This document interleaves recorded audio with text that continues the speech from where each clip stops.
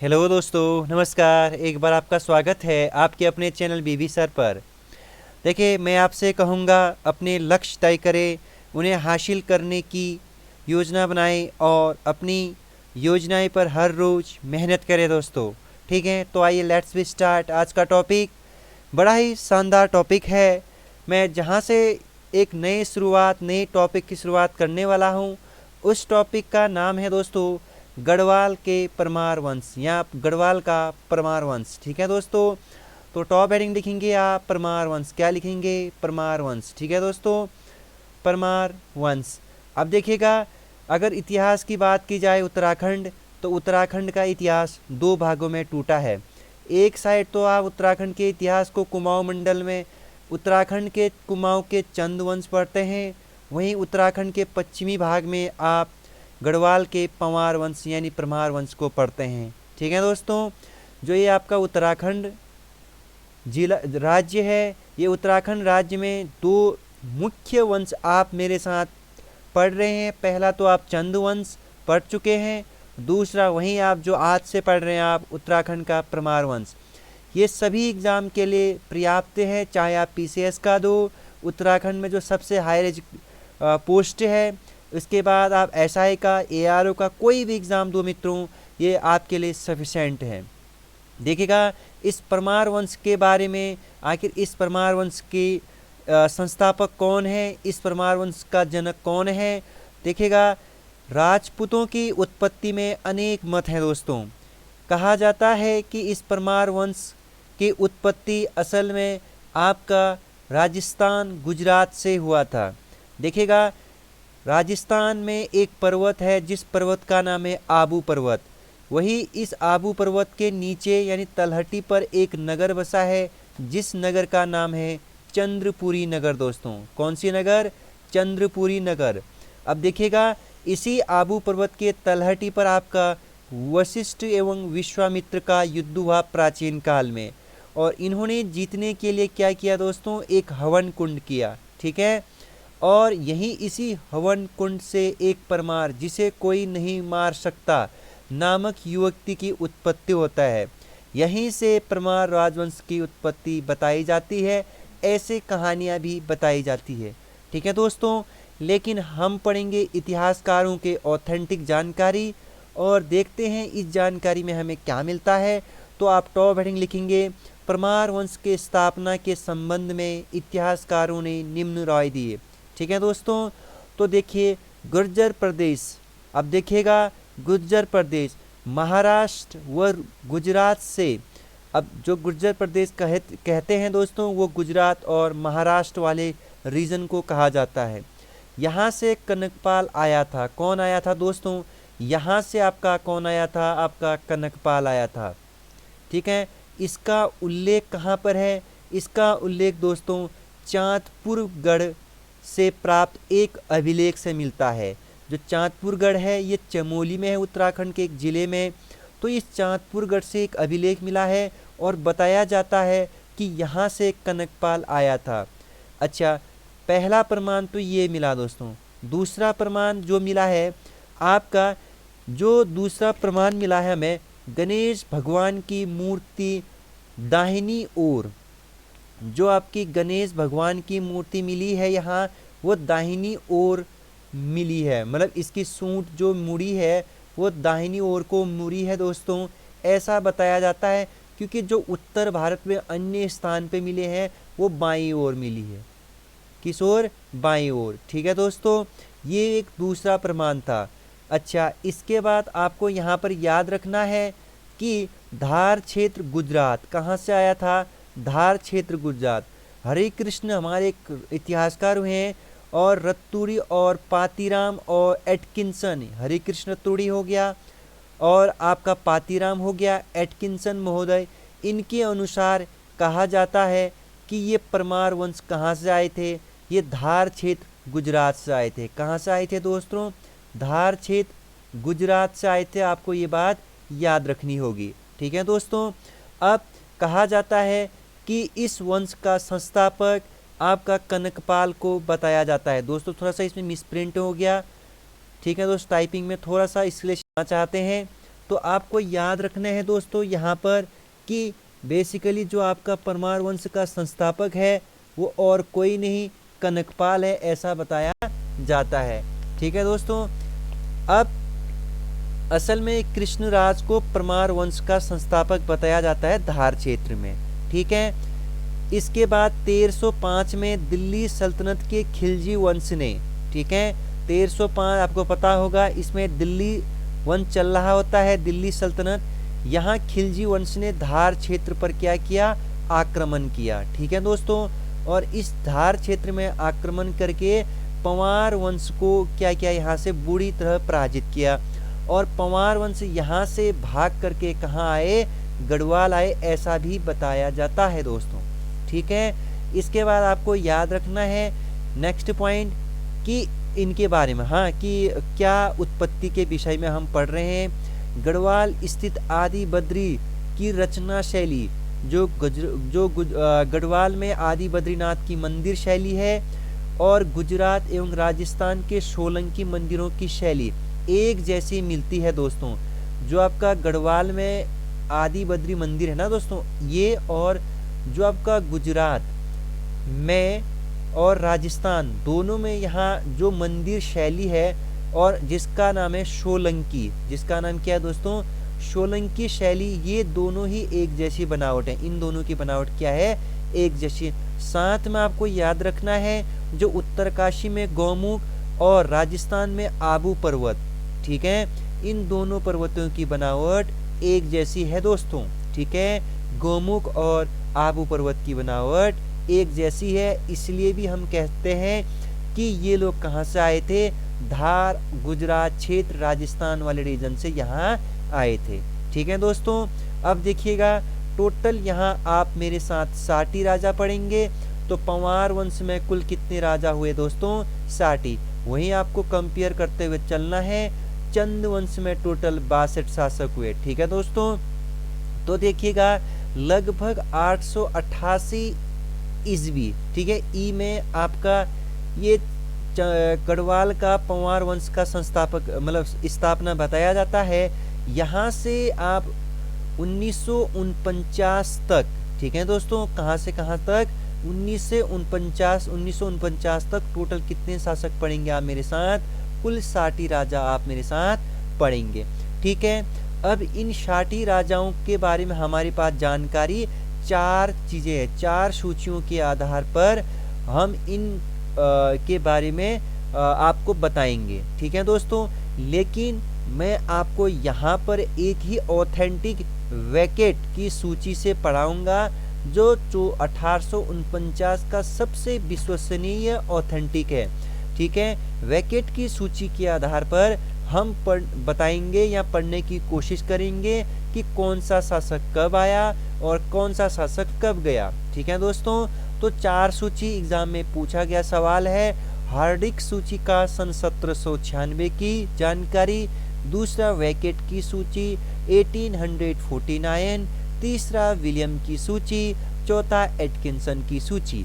ये 4 सूची आपको याद रखना है दोस्तों। एक तो हार्दिक की सूची, वैकेट की सूची, विलियम की सूची और एटकिंसन की सूची। ठीक है दोस्तों। अब देखेंगे हम अब गढ़वाल, फिर से हेडिंग डालेंगे आप, गढ़वाल के राजा, और कौन राजा हुए हैं, परमार वंश के राजा और प्रमुख राजा। ठीक है दोस्तों। तो पहला राजा कौन हुआ, कनकपाल। पहला राजा कौन हुआ दोस्तों, कनकपाल हुआ। कौन हुआ, कनकपाल। ठीक है। और कनकपाल का टाइम पीरियड बताया जाता है दोस्तों आपका 888। ठीक है। तो इतना आप लिखेंगे। वहीं संवत की बात की जाए, संवत 745 चल रहा था। तो देखते हैं इस कनकपाल पर हमें क्या क्या मिलता है। देखिए कनकपाल बताया जाता है कि ये धार क्षेत्र से उत्तराखंड आया था। कोई कहता है भ्रमण के लिए आया था, कोई कहता है धार्मिक यात्रा पर आया था, कोई कहता है भाग करके आया था। जो भी आया था बट गढ़वाल आया था। उस टाइम पीरियड पर आपका गढ़वाल में जो शासक कर रहा था वो भानु प्रताप कर रहा था। कौन कर रहा था, भानु प्रताप उस टाइम पीरियड पर आपका गढ़वाल का शासक हुआ करता था। अब भानु प्रताप इस कनकपाल को देख करके बहुत ज़्यादा प्रभावित हो गया। ठीक है दोस्तों, तो भानु प्रताप ने क्या किया, अपनी पुत्री का विवाह कनकपाल से कर दिया और कनकपाल को बदले में क्या मिला, आपका गढ़वाल में एक गढ़ है चांदपुर गढ़ मिल गया इसको दहेज में। और इसी चांदपुर गढ़ से इसने क्या किया, यहाँ मतलब यहीं से अपनी राजधानी चलाई, मतलब इसी को अपनी राजधानी बनाई दोस्तों। ठीक है, सेम टू सेम चंदवंश की तरह ये कहानी भी चली है दोस्तों। ठीक है, मैंने बोला ये दहेज में चमोली मिला उसे, जो उस टाइम पीरियड का एक शक्तिशाली गढ़ हुआ था करता था। और यहीं पर आपका एक गढ़ और है कौनपुरगढ़। कौनपुरगढ़ यहाँ के स्थानीय लोग बताते हैं कि ये कनकपाल का गढ़ है, ऐसा बताया जाता है दोस्तों।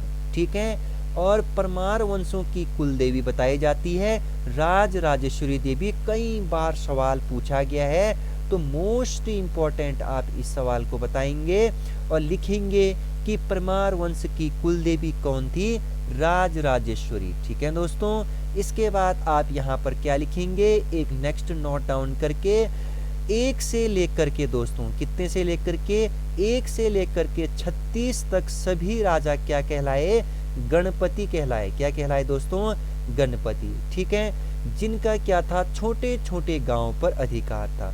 जिनका क्या था, छोटे छोटे गांव पर क्या था दोस्तों, अधिकार था।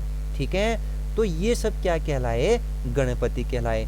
लेकिन अब आपको बताता हूं मैं आपको, इस उत्तराखंड में धार क्षेत्र गुजरात में तो कृष्णराज को बताया जाता है इस परमार वंश का संस्थापक।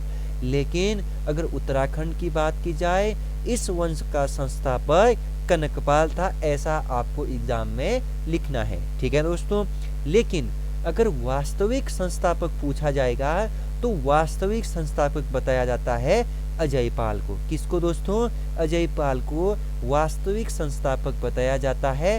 किस वंश का, परमार वंश का। किस वंश का दोस्तों, परमार वंश का। ठीक है, तो आप इसको एक बार फिर से स्टॉप करेंगे और ऐसा ही यहाँ तक क्या करेंगे, अच्छे से नोट्स बनाएंगे। ठीक है दोस्तों, आप हमारे टेलीग्राम ज्वाइन कर सकते हैं। ठीक है, आप चैनल को सब्सक्राइब और शेयर जरूर करिए दोस्तों, क्योंकि हमारे कई ऐसे विद्यार्थीगण हुए हैं उत्तराखंड में जो पहाड़ी क्षेत्र से बिलोंग करते हैं, जो ऑनलाइन कोर्स के माध्यम से अपना आजीविका कल के दिन गवर्नमेंट जॉब प्राप्त कर सकते हैं दोस्तों, और आजीविका चला सकते हैं। जो कोचिंग को ऑफर नहीं कर पाते हैं, जो शहर में आकर के नहीं पढ़ पाते हैं, तो आप इस चैनल के माध्यम से, आपके माध्यम से कहीं ना कहीं उनको एक अच्छी शिक्षा मिल पाएगी दोस्तों।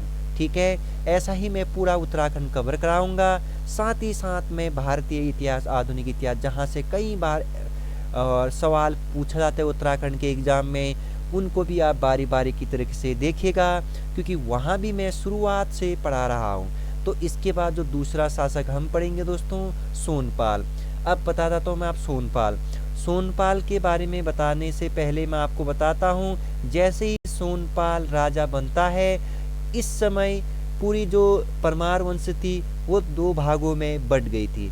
एक भाग तो आपका भिलंग घाटी में, ठीक है दोस्तों, और जो दूसरी भाग इन लोगों की बनी रही वो चांदपुरगढ़ रही।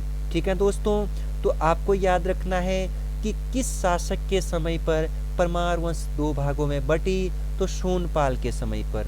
एक भाग बन गया इनका भिलंग घाटी और दूसरा भाग बन गया चांदपुरगढ़।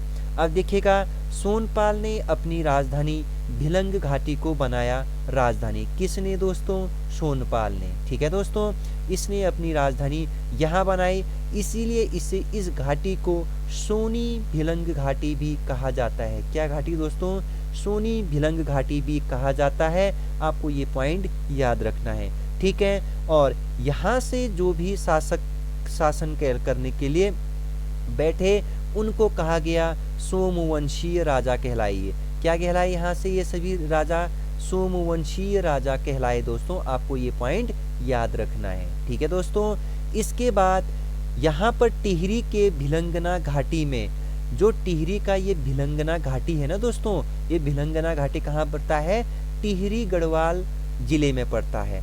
यहाँ क्या किया इसने, खस राजाओं को पराजित किया। किस राजाओं को? खस राजाओं को इसने क्या किया? पराजित किया। किसने किया?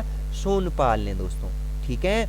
अशोक चल्ल ने चांदपुर गढ़ पर आक्रमण किया था इस समय पर, और उस समय पर जो चांदपुर गढ़ में आक्रमण किया, और यहाँ का शासक था उस टाइम पीरियड पर चांदपुर गढ़ का आनंदपाल था। कौन कौन पाल था दोस्तों? आनंदपाल चांदपुर गढ़ का क्या हुआ करता था? राजा हुआ करता था। इसके बाद हम पढ़ेंगे लखनदेव या लखनपाल। बहुत इंपॉर्टेंट है लखनपाल या लखनदेव, मोस्ट इंपॉर्टेंट है, इस पर सवाल बना है। अब सबसे पहले हमारे पास क्या है? जानकारी का स्रोत। अब देखेंगे आखिर लखनपाल के बारे में हमें जानकारी कौन देती है? इनकी ताम्र मुद्राएं देती हैं दोस्तों। कौन देती है? ताम्र मुद्राएं हमें क्या देती है? जानकारी देती है। पहला पॉइंट तो ये लिखेंगे आप, किसके बारे में हमें जानकारी किससे मिलती है? लखनपाल के बारे में जानकारी ताम्र मुद्राएं से मिलती है। ठीक है दोस्तों। अब परमार वंश का पहला ज्ञात शासक बहुत इंपॉर्टेंट है, परमार वंश का ज्ञात शासक। ठीक है दोस्तों। इसके बाद जो तीसरा पॉइंट जो मैंने कहा ना, जानकारी का स्रोत मुद्रा। आखिर मुद्रा मिली है तो कितने बाय कितने की? 1/2 1/2, मतलब 1/1/2 व्यास वाली क्या मिली है? मुद्रा मिली है। ठीक है दोस्तों। और इसने स्वयं की मुद्रा छापी थी, मतलब लखनपाल ने स्वयं की मुद्रा छापी थी। ऐसा हम क्यों कहेंगे? ऐसा हम इसलिए कहेंगे दोस्तों क्योंकि इसने जो मुद्रा का पृष्ठभाग है, ठीक है दोस्तों, पृष्ठभाग तो खाली है। ठीक है। पृष्ठभाग क्या है दोस्तों? पृष्ठभाग तो खाली है, लेकिन जो पूर्व भाग है ना मुद्रा की, उस पूर्व भाग में क्या लिखा है? इसने लखनदेव लिखा है। क्या लिखा है दोस्तों? लखनदेव लिखा है। ये बात आपको याद रखना है और इसको तो आपने मोस्ट बनाना है। ठीक है। क्योंकि जो मुद्रा मिली है, मुद्रा की पूर्व भाग में आपका क्या लिखा गया है? लखनदेव, लेकिन पृष्ठ भाग खाली है दोस्तों। ठीक है दोस्तों। और 1/1/2 व्यास वाली ये मुद्रा मिली है। ठीक है। और इसने अपनी राजधानी कहाँ बनाई थी? इसने अपनी राजधानी भिलंग घाटी बनाई थी। वही भिलंग घाटी जब सोनपाल क्या कर रहा था? आपका शासक कर रहा था, और जब सोनपाल कर रहा था तो 2 भागों में परमार वंश बटी थी। ठीक है दोस्तों। अब जो मुद्रा मिली है ना, इस मुद्रा की लिपि क्या लिपि है? लिपि आपको याद रखनी है। इस मुद्रा की लिपि दोस्तों नागरी लिपि।